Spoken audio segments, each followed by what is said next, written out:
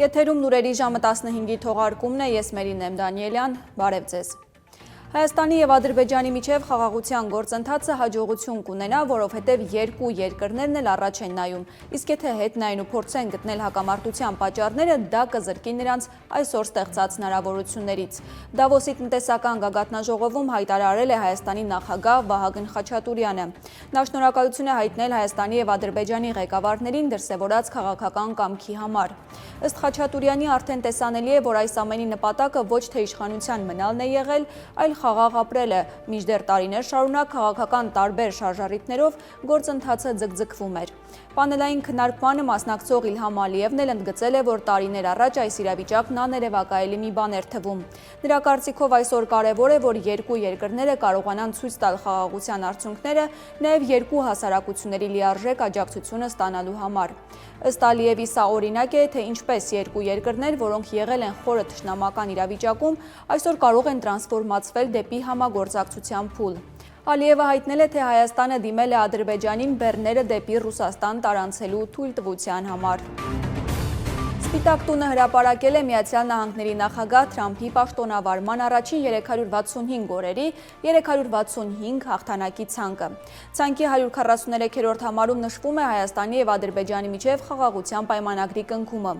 149-րդ համարում նշվում է, թե Միացյալ Նահանգների աջակցությամբ ստեղծվել է Ուկրաինայի և Ռուսաստանի միջև պատերազմը դադարեցնելու շրջանակ, սահմանելով հրադադարի պարտադիր ժամկետներ և վերականգնման խթաններ։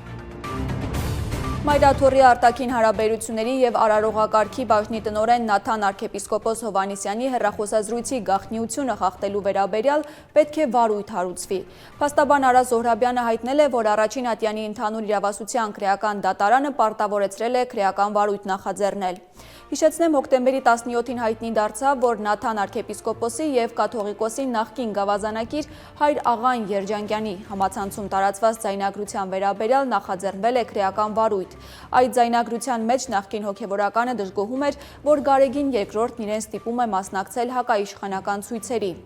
Արա Զոհրաբյանը հաղորդում էր ներկայացրել, նշելով, որ ոչ միայն խախտվել է հեռախոսազրույցի գաղտնիությունը, այլև հնարավոր է, որ այդ խոսակցությունները մոնտաժված և փոփոխված լինեն։ Պետական համակարգի աշխատողներից շատերին 2025-ի ավարտին տրված պարգևավճարները խիզախ քայլ է համարել ֆինանսների նախարար Վահե Հովհաննիսյանը։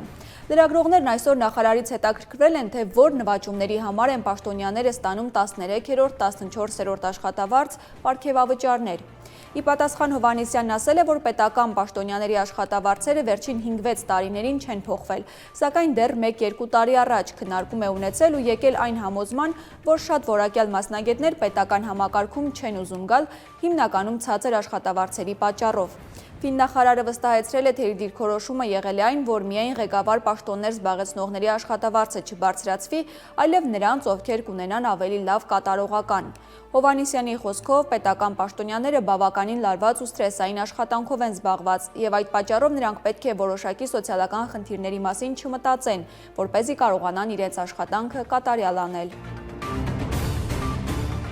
Հռիփսիմե Հունանյանը հրաժարվել է ազգային ժողովի առողջապահության հարցերի մշտական հանձնաժողովի նախագահի պաշտոնից։ Նա սոցցանցերով հայտնել է նաև, որ չի ընդգրկվի առաջիկա խորհրդարանական ընտրություններում քաղաքացիական պայմանագիր կուսակցության համամասնական ցուցակում։